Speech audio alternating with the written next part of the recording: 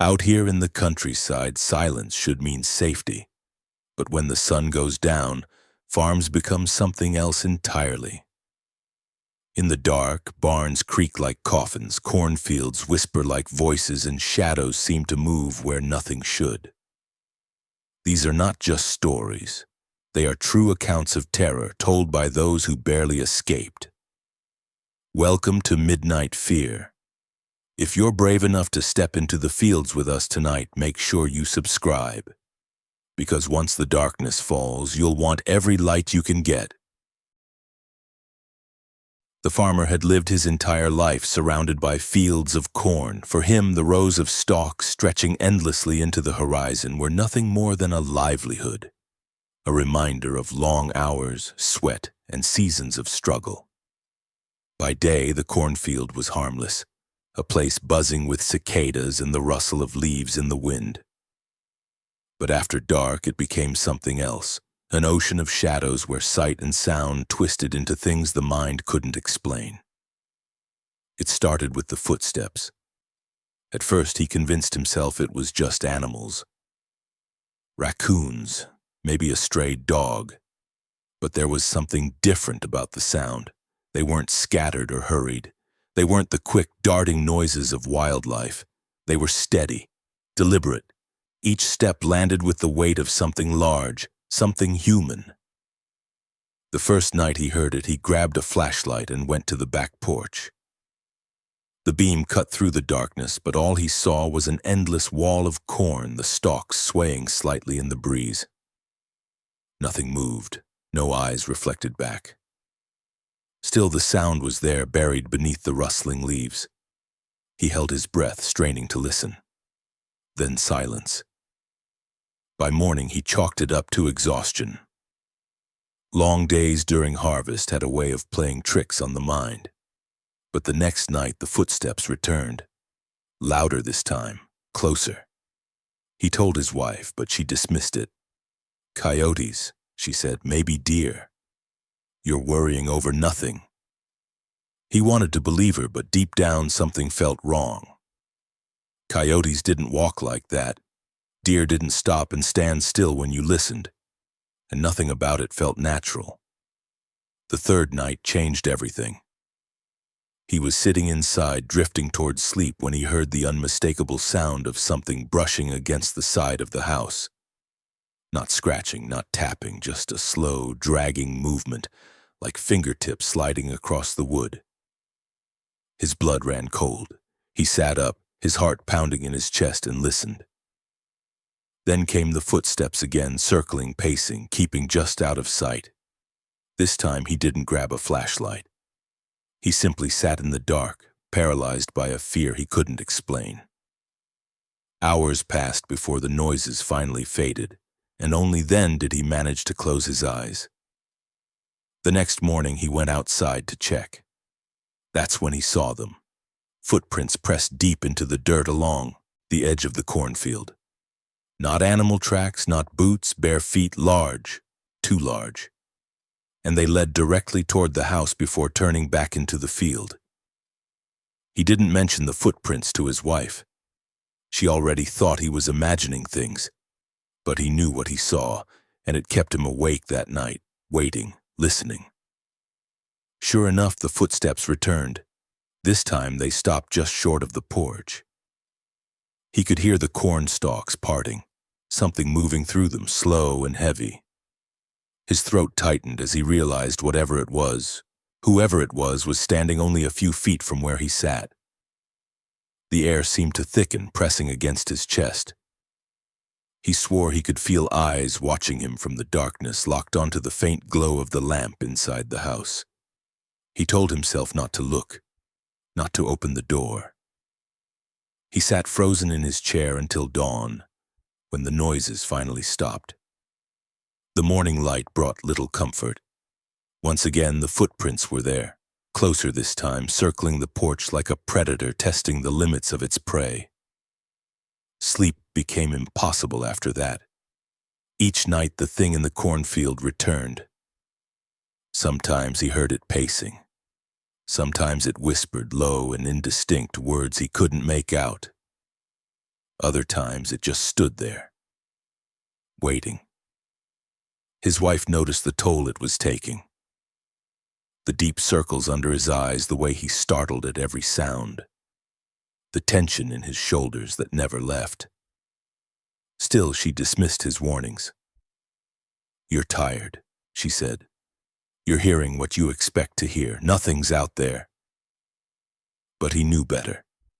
The land he had trusted his whole life now felt like a trap. He began locking every door, every window. He nailed boards across the barn doors. Even then, it didn't feel like enough. He could still hear it, always just outside the reach of light, always too clever to be caught. One night, in a moment of desperation, he tried confronting it. He stood on the porch with his shotgun, heart hammering in his chest, and shouted into the cornfield. His voice cracked with fear and anger, demanding it show itself. For a moment, silence answered him, and then movement. A shadow slipped between the stalks, tall and thin, its outline barely visible against the darkness. He raised the gun, but before he could fire, it was gone. He didn't sleep at all that night. And when the sun rose, the cornfield looked normal again. Calm, harmless. But the footprints were still there. They always were. The strange visits continued for weeks. Sometimes days would pass in uneasy quiet, making him wonder if it had finally left. But it always came back. The corn swayed when there was no wind. Footsteps circled the house long after midnight. And every morning, those same deep impressions in the dirt reminded him it wasn't just his imagination. What terrified him most wasn't the footsteps, or the whispers, or even the shadow he had seen. It was the thought that someday it would stop waiting outside. Someday it would step out of the corn and cross the threshold of his home. And when that day came, there would be no footprints left to find, because he would be gone. The farm had been in the family for generations, tucked into a quiet valley where the hills rolled like waves and the only sounds were the wind through the trees and the occasional crow. Life there was simple, predictable, and safe, or so they believed. That is, until the first scream shattered the calm one late summer evening. It started just after dusk, when the father was closing the barn for the night. A scream ripped through the air, raw and animalistic, chilling him to the bone. At first he thought it must have been a trapped animal. The barn housed cows, pigs, and chickens, and occasionally a young calf would wander too close to the fencing. But when he stepped inside, everything seemed normal. The animals were quiet, staring at him with wide, unblinking eyes. Nothing moved. He shook his head and blamed exhaustion, the long hours of tending fields and the heat of the day. But then it happened again, and again. Each scream came at night, always from the barn, always impossible to ignore. It didn't sound like a human voice, and it didn't sound like any animal he had ever heard. It was something in between, like a soul trapped somewhere it shouldn't be, clawing its way out. The family tried to ignore it. They told themselves the farm had always been old, creaky, full of noises. But the sounds were too deliberate, too terrifyingly precise to be dismissed as the groans of old wood. Something was inside that barn, something that was watching them. One night, unable to take the terror any longer, the farmer's teenage daughter decided to investigate. She told herself it was just curiosity, nothing more. She crept into the barn, lantern in hand, her heart hammering in her chest. The animals watched silently, unmoving as if waiting for her to make a mistake. Then she heard it again. The scream. It came from above, from the loft. She froze, her lantern swinging slightly. Her father had always warned her not to climb into the loft alone. But tonight the scream demanded action. Every hair on her arm stood on end as she climbed the ladder. The loft was empty. Nothing. No trapped animals, no humans, just the dusty hay and the shadows cast by her lantern. She exhaled shakily, convincing herself she was imagining things when a faint scratching sound started behind her. Soft at first, almost like fingernails dragging along the wooden beams. She spun around and froze. The hay bales had shifted. One of them leaned slightly outward, as if something inside had pushed it. Her mind screamed at her to leave, but she couldn't look away. She took a step forward, then another. The scratching intensified. Then came a sound she would never forget. A low guttural whisper, unintelligible, but unmistakably alive, coming from inside the stacked hay. She screamed. Not a frightened teenager's scream, but a raw, panicked, unfiltered scream that shattered the silence of the night. The sound echoed off the wooden walls and into the valley, carrying her terror to the ears of her parents, who rushed into the barn. By the time they arrived, the hay had fallen back into place as if nothing had happened. There was no sign of movement, no sound. The animals were still unnervingly calm, staring at the family with eyes that seemed to understand something they didn't. They searched the barn from top to bottom.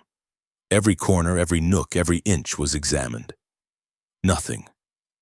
No intruder, no hidden person, no animal, nothing at all. And yet the screams continued over the following nights. Always from the loft, always impossible to trace. The family tried locking the barn. They tried staying inside overnight to catch whatever it was, but the entity seemed to have no physical form, or perhaps it could slip between the cracks of reality itself. Every attempt to confront it ended the same way: screams, shadows, and silence when the light returned. Months passed and the phenomenon escalated. One night during a violent thunderstorm, the father awoke to a scream unlike any before. It wasn't just loud, it was suffocating, echoing, and layered as though multiple voices were trapped together, crying in agony. When he rushed to the barn, he found claw marks etched deep into the wooden beams of the loft. Something that had never been there before. No animal could make those marks. No human could have reached them without a ladder, and there was no ladder. From that night on, the family knew the barn wasn't theirs alone. Something lived there. Something that waited, watched, and screamed. They stopped sleeping near it. They stopped tending the animals at night. And sometimes, when the wind blew just right, the faintest echo of those screams would drift toward the house, reminding them that the barn's presence was eternal, unyielding, and always hungry. Years later, locals would whisper about the farm. Travelers passing through the valley claimed to hear unearthly screams if they wandered too close after dark. And even now, the family refuses to enter the barn at night. The screams never stopped entirely. They just learned to live around them, a constant reminder that some places are never truly safe, no matter how peaceful they appear in the sunlight. The barn became more than a storage for hay and animals. It became a warning, a monument to something that had slipped between the edges of reality, something that could not be reasoned with or fought. And anyone who dared to listen could hear it screaming from the shadows, forever echoing, forever waiting. On the outskirts of a small farming town, there was a field no one dared to enter after sunset. It belonged to an old farmer, a man who kept to himself and whose family had tended that land for generations. The centerpiece of that field was a scarecrow. At first glance, it was ordinary, straw-filled, with a tattered hat, ragged clothes, and a carved wooden face. But locals whispered that it was far from ordinary. The first stories started with the farmhands. They swore the scarecrow moved. Not slightly, not a shift in the wind, but entirely. Every morning it was in a different part of the field. Sometimes it stood near the edge, staring toward the road. Other times it was deep inside the rows of crops closer to the farmhouse. No one could explain it, and anyone who tried to track its movement found it impossible to predict. One summer, a teenager from the town, bold and curious, decided to test the tales. He waited until nightfall and snuck into the field.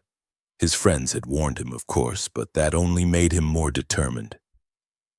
He approached the scarecrow, lantern in hand, and circled it slowly. The wind whispered through the corn, but the scarecrow didn't sway. It stood still, silent, almost as if it was waiting. The teen reached out to touch it, just a quick tap on the arm, and then everything changed. The scarecrow's head tilted, slowly, deliberately.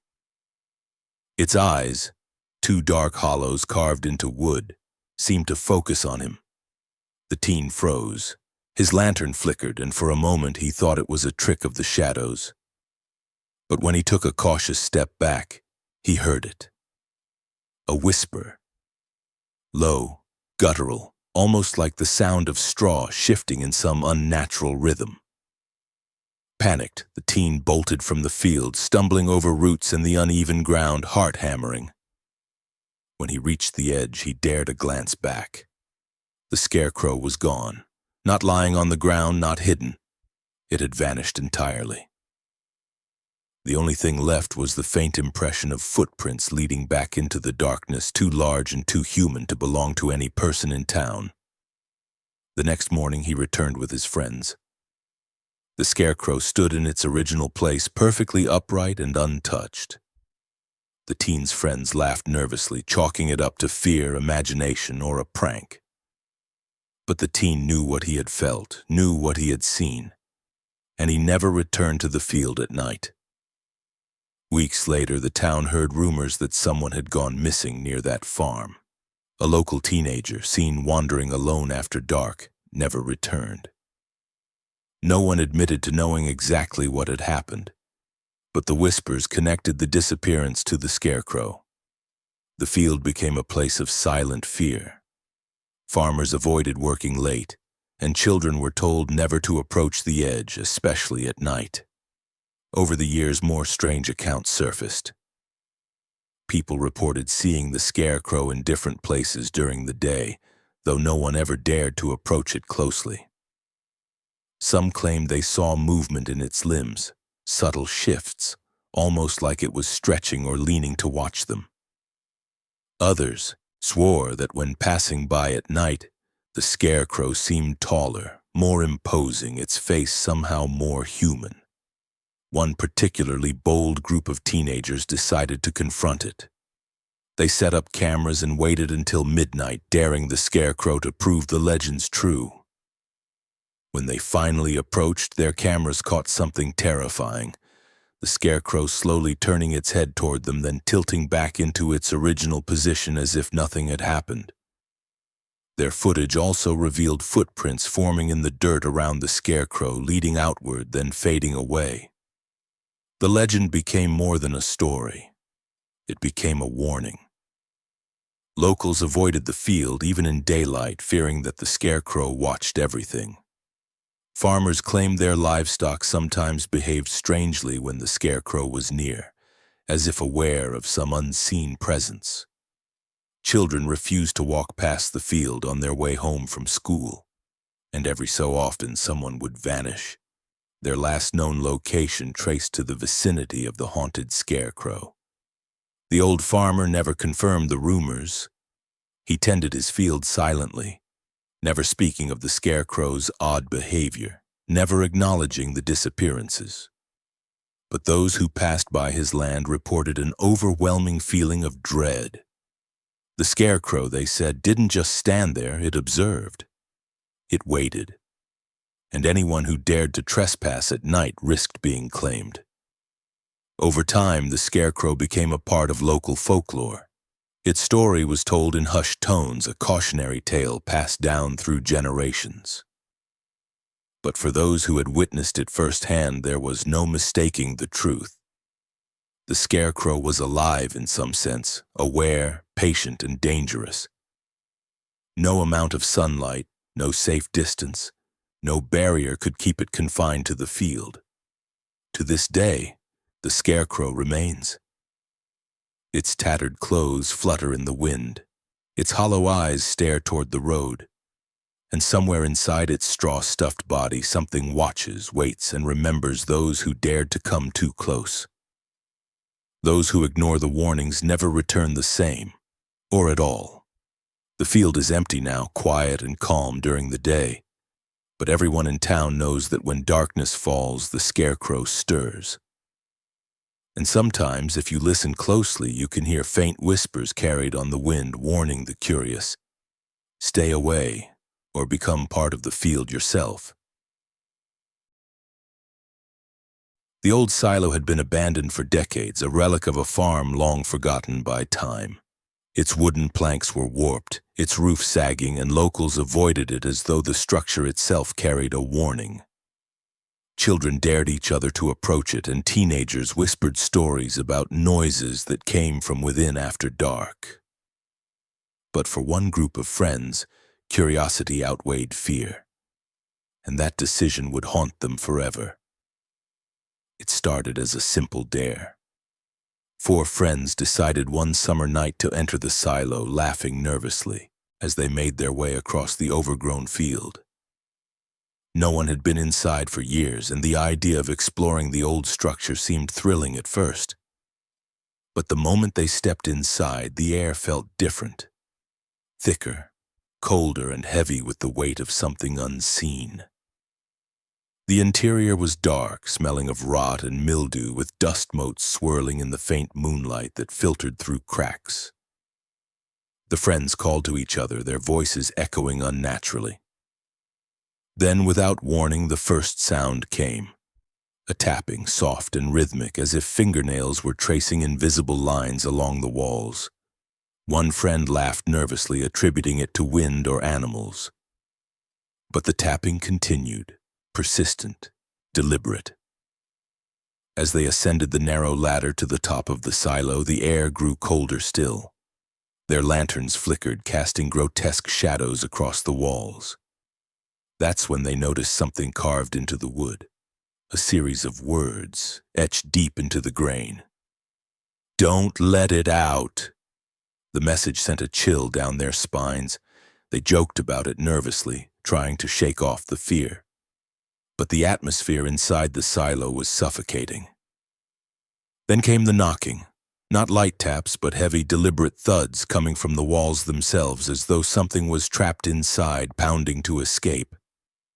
The friends tried to calm themselves, convincing each other it was just the structure settling.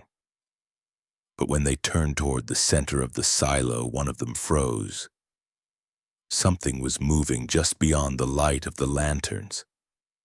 Something that didn't belong, something that belonged to neither human nor animal. Shadows twisted unnaturally, stretching across the walls in impossible shapes, and a low growl vibrated through the floor beneath their feet. Panic set in.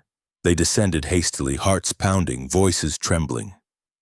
The knocking followed them, louder now, echoing in their ears as if the silo itself were alive and aware of their presence.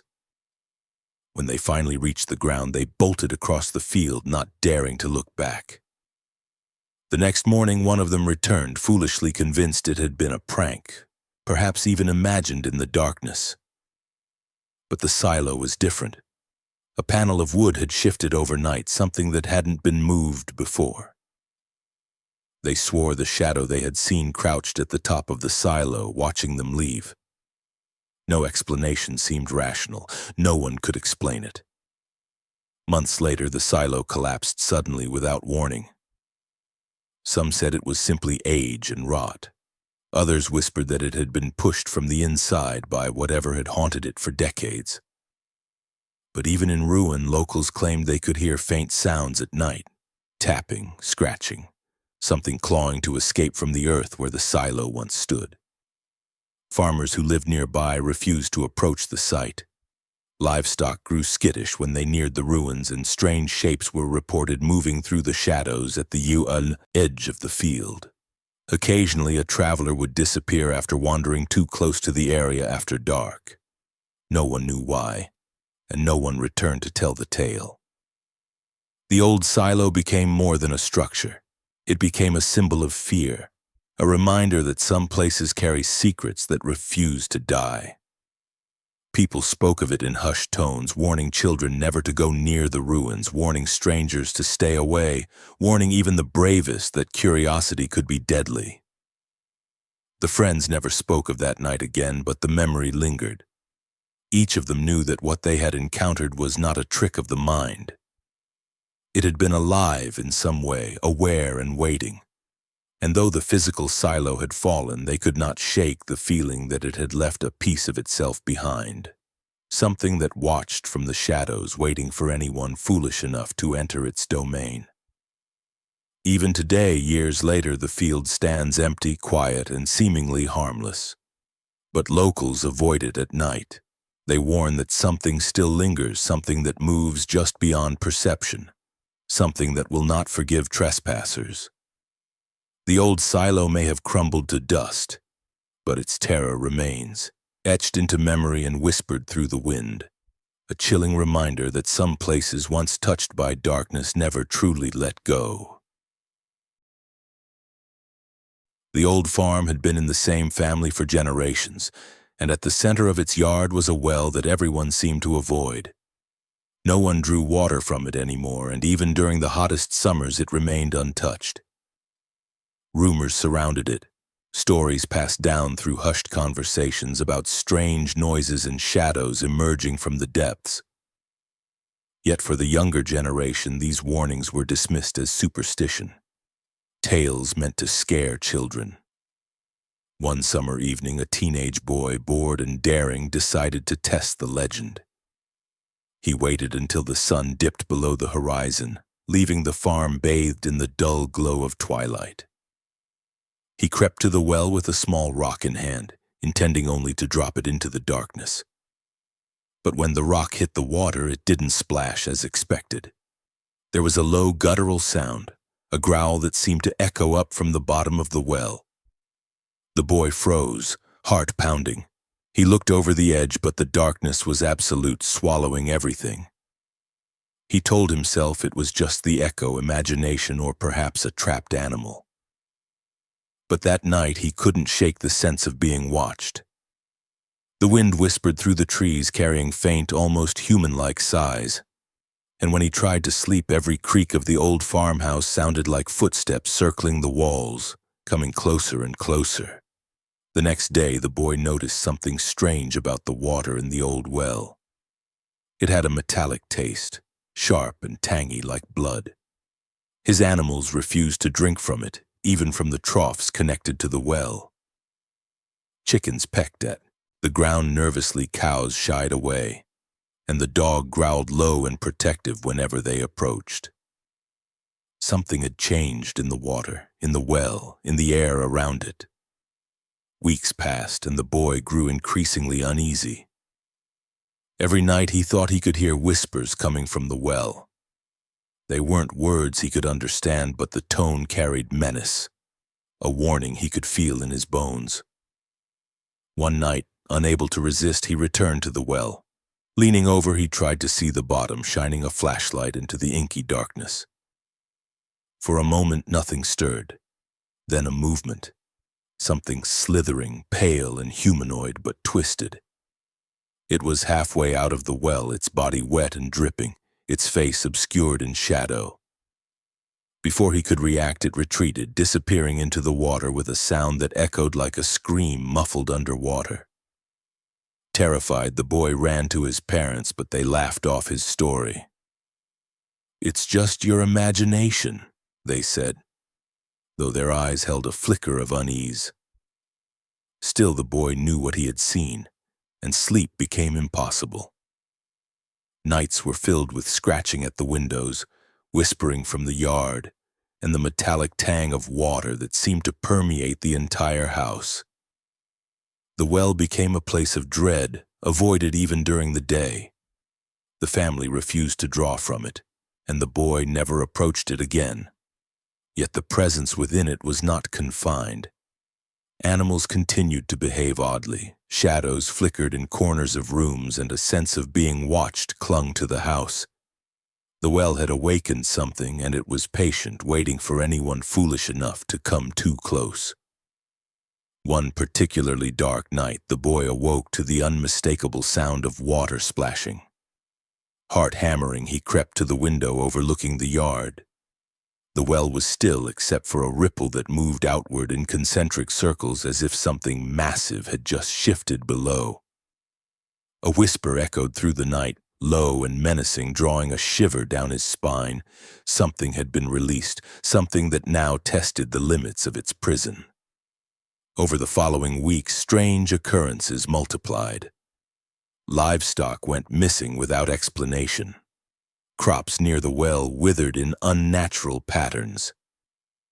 Shadows moved independently even when the wind was calm, and on the nights when the moon was high, the boy swore he saw pale hands reaching just above the surface of the water, retreating quickly whenever he blinked. The family eventually abandoned the well entirely, leaving it to rot. But locals warned that it remained alive in its own way. Travelers passing the farm at night reported hearing whispers, a strange sense of being observed, and occasionally the sound of water splashing when there was none. The boy, now older, never returned to the farm after leaving, but the memory haunted him. He knew the well was more than a hole in the ground. It was a gateway, a place where something ancient, patient, and malevolent waited, silently. Even today the well stands, empty in appearance, silent in sound, but anyone with enough courage to peer into it might glimpse movement beneath the surface, a pale shape waiting, watching, and remembering every soul foolish enough to come near. The farm may seem calm in daylight, but after dark the whispers from the well remind all who hear them. Some things are better left undisturbed, and some legends are terrifyingly, horrifyingly true. The farmer had worked this land for years, tending crops and animals with tireless dedication. He knew every inch of the property, every sound the wind could make through the fields, every rustle of leaves at dusk. Yet one night he realized that knowing your land does not mean it is safe, and that some things exist beyond explanation, waiting for the right moment to make themselves known. It began subtly. The farmer awoke to a soft humming, the unmistakable sound of an engine. His heart skipped a beat. At first he thought it must be one of his neighbors, perhaps checking their equipment or performing a late-night task. But the sound was coming from his own field. Swinging his legs over the side of the bed, he listened carefully. There was no doubt. The tractor was running. Confused, he rushed outside. The night was quiet, the moon casting silver shadows across the rows of crops. But when he reached the field, his stomach turned cold. The tractor was there, idling and moving slowly across the farmland, though no one was inside. The steering wheel spun slightly as if guided by invisible hands. Its headlights cut through the darkness, illuminating the soil as it traced the fields in perfect lines, lines that had not been plowed in years. He tried to call for help, but the phone had no signal. Every step he took toward the tractor felt heavier, the night pressing in around him. He wanted to turn the engine off to stop it before it damaged the crops or ran itself into the barn. But when he opened the door to the tractor, it was empty. Nothing inside, no controls touched. The seat was still warm, yet it continued moving as though it had a mind of its own, circling the field again and again. The farmer spent the rest of the night chasing the tractor, attempting to block its path with whatever he could find. It didn't matter. No matter where he stood, it adjusted its course, gliding across the earth silently except for the low humming growl of the engine. Panic gripped him. By the time dawn broke, the tractor had stopped, parked at the edge of the field, perfectly aligned with the rows, as though nothing had happened. In the morning, the farmer inspected the field and noticed something that made his blood run cold. Deep tire tracks encircled the farmhouse, forming a perfect ring around it. The tracks led outward and then disappeared abruptly into the soil, as if the tractor had vanished into the earth. He couldn't explain how it had moved with such precision or why it had returned exactly to its original spot. Over the following nights, the phenomenon repeated. Sometimes the tractor would run for hours, sometimes for only a few minutes, always at night. The farmer tried to leave, to sell the land and escape the unseen force controlling his equipment. But when he returned to check the property, the tractor had moved again, waiting for him in a different part of the field. Never touching the crops, but always ensuring he knew it was there, watching. Neighbors whispered about the farm. They avoided visiting after dusk, claiming the tractor roamed without human guidance. Some said they could hear it from miles away, the soft humming like a warning carried on the wind. Others insisted that on certain nights they saw faint headlights moving, though the roads were empty. The farmer's family refused to stay overnight. They would drive past during the day, but as soon as darkness fell, they turned away, unwilling to witness the eerie, silent patrol of the tractor. Even those who came to help repair equipment reported unease, a creeping sensation of being watched, of something knowing every movement before it happened. Eventually, the farmer realized the truth. The tractor was no longer his. It belonged to something else, something that understood his land in ways he could not. It circled, observed, and marked the boundaries of his life, ensuring he never felt truly safe. The once familiar fields had become a prison of mechanical whispers and unseen eyes. To this day, the land stands as it always has, quiet during the day, seemingly harmless. But after sunset, the soft hum of an engine can sometimes be heard, moving steadily across the fields. Locals pass the farm with a quick glance, avoiding eye contact and warning newcomers to never approach after dark. And if you listen closely, just as the farmer did that first terrifying night, you might hear it. The tractor running, empty but alive, circling the field with patient intent, as if marking the boundaries between the living and the things that shouldn't exist. The farmer never fully explained what happened. Some call it a poltergeist, others a manifestation of old land spirits. But he knows the truth. The tractor is not his anymore, and it never will be. And anyone foolish enough to wander onto that field after nightfall risks encountering it, moving silently in the darkness, always watching, always waiting. The farm had always been quiet at night, the kind of silence that made the stars feel closer and the wind sharper. But for one family, that quiet became unbearable the summer they discovered something moving in the corn after dark. They had heard the warnings, neighbors whispering about shadows and disappearances, about crops trampled and livestock missing. Yet nothing prepared them for what truly awaited. It began subtly. The father noticed that the corn, which had grown tall and thick, seemed disturbed each morning. Rows were bent in unnatural patterns, some flattened entirely in the shape of a path that led nowhere. He initially attributed it to deer or raccoons, but the trails were too large, too deliberate, and sometimes appeared in the middle of the field, far from the edges. Then came the noises. At first it was just a rustling, subtle and soft, like the wind brushing against the stalks. But soon it became something else, something heavier. Footsteps. They weren't random or scuttling like animals. They moved with purpose, slow and steady, pacing through the corn as if surveying the land, as if searching. The family tried to ignore it, but each night the steps grew bolder, closer to the house, closer to the porch. One evening, the daughter swore she saw a shape in the corner of her eye. Darker than the night itself, it moved between the stalks, gliding without disturbing the corn. She blinked, and it was gone. She told her parents, but they laughed nervously, telling her it was just shadows and imagination. Yet when they stepped outside, the air felt heavier, and the hairs on their necks stood rigid, as if the unseen eyes of something were watching.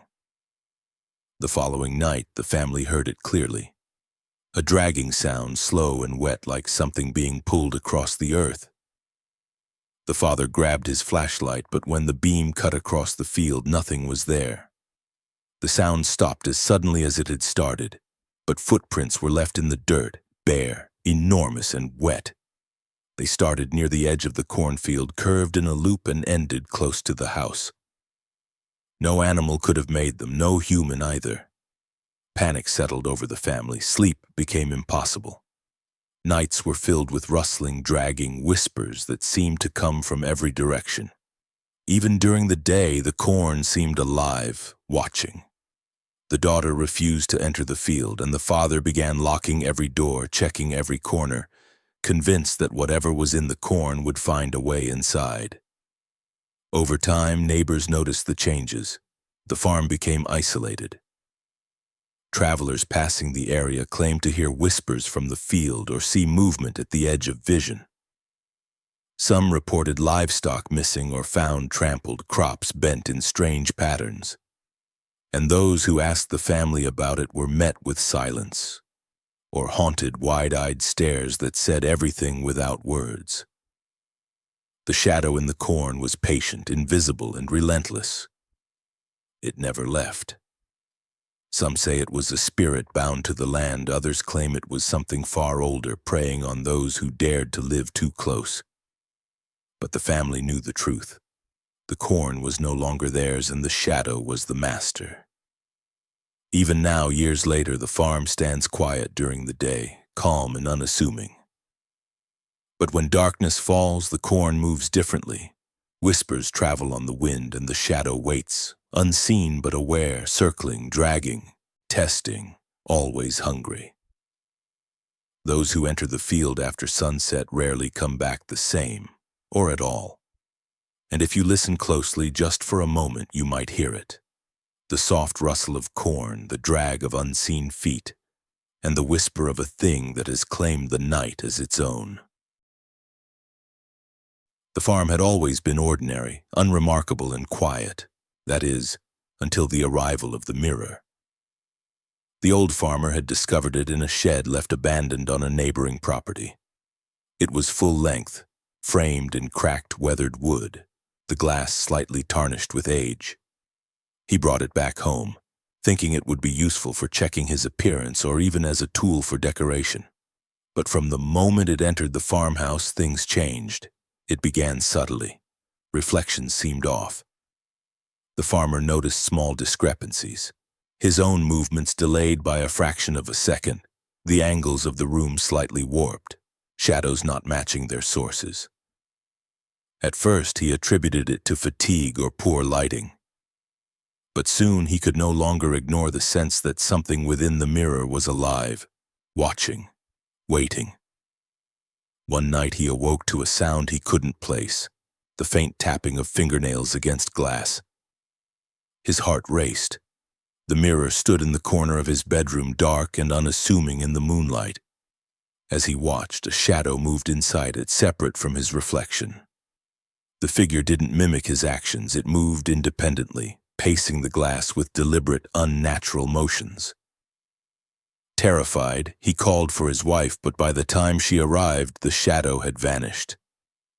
The farmer thought he might have imagined it, though the hollow feeling in his chest suggested otherwise. Over the next few days, he avoided looking into the mirror. Yet even when his back was turned, he could sense the presence, a pressure, a silent awareness, as if the mirror knew every step he took. Then came the voices, whispering, unintelligible at first, barely audible over the wind. They seemed to rise from the glass itself, speaking directly into his mind.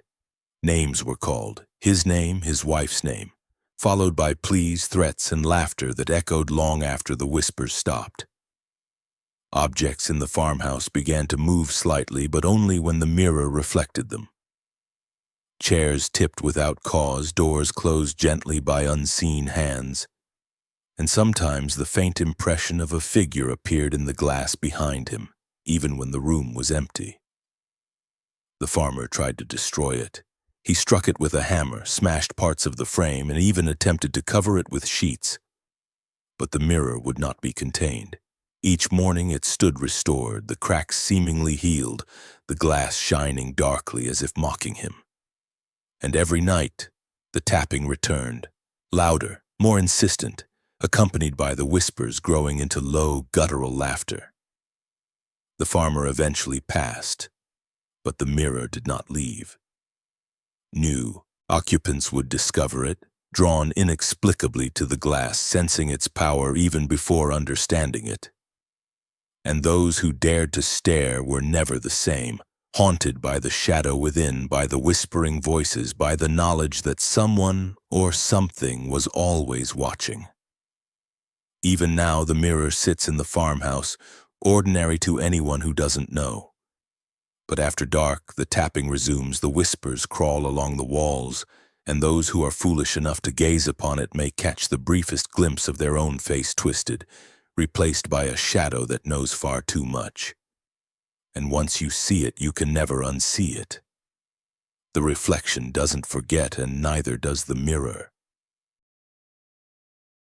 The farm had always been quiet after sunset, the kind of quiet that made the distant hills and endless fields feel alive in ways the eye couldn't see. Locals whispered about the Lantern Man, a mysterious figure said to roam farmland after dark. They said he was harmless if ignored, but those who looked directly at him never returned the same, or at all. Few took the warnings seriously, dismissing them as old folklore.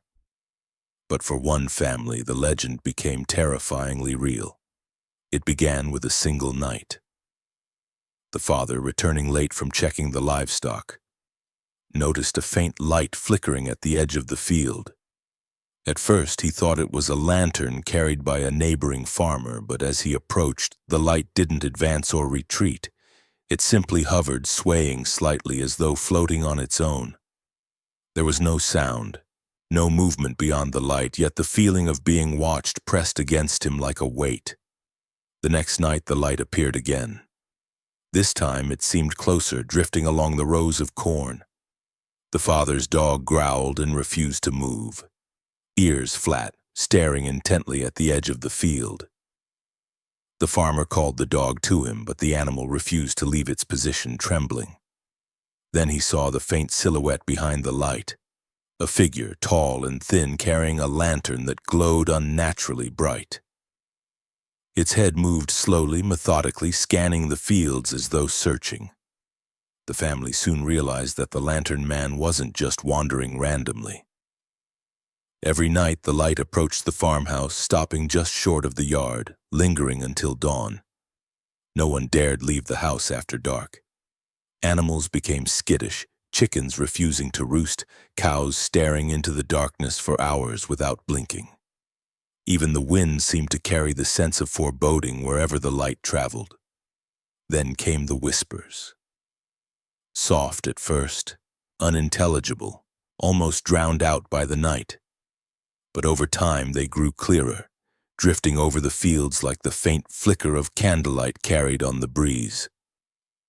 Names were called, sometimes the father's, sometimes the children's, always followed by urgent warnings or chilling laughter that faded before any response could be made.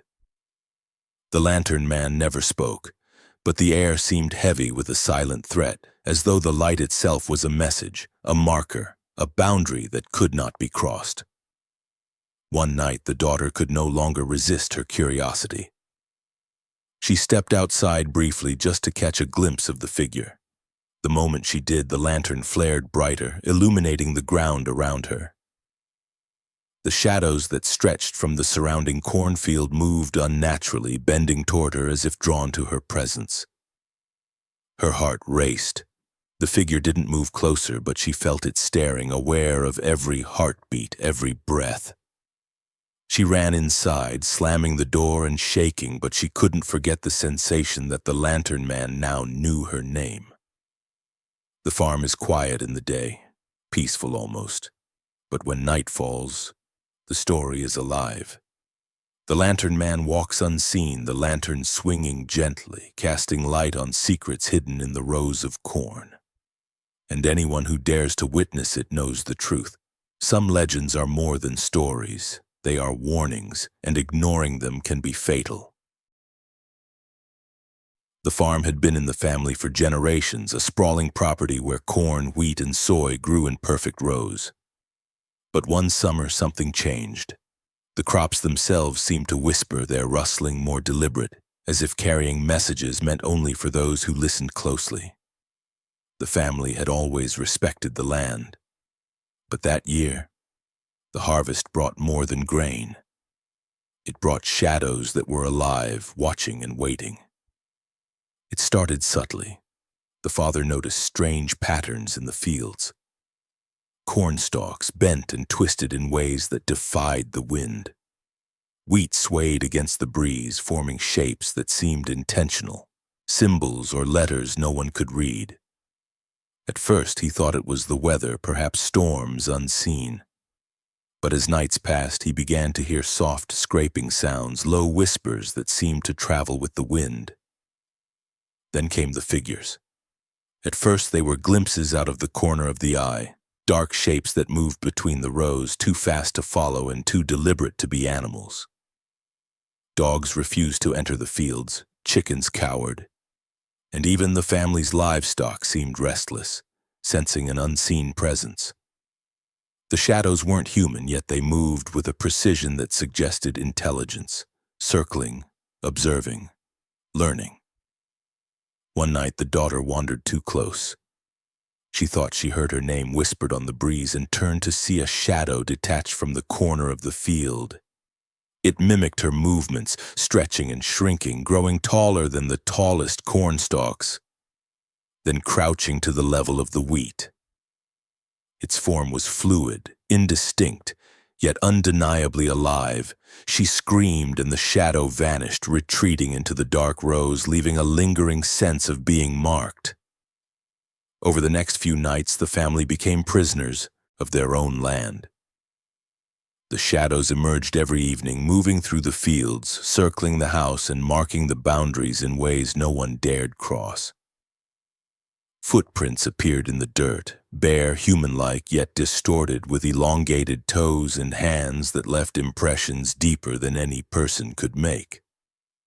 Livestock disappeared, crops bent in impossible patterns, and the wind carried faint whispers that seemed to echo the thoughts of the family themselves. The father tried to fight back, lighting torches and walking the edges of the fields, shouting at the shadows to leave. But the shadows never attacked directly. They waited, patient and unyielding, learning the family's routines, observing weaknesses. The house itself felt different.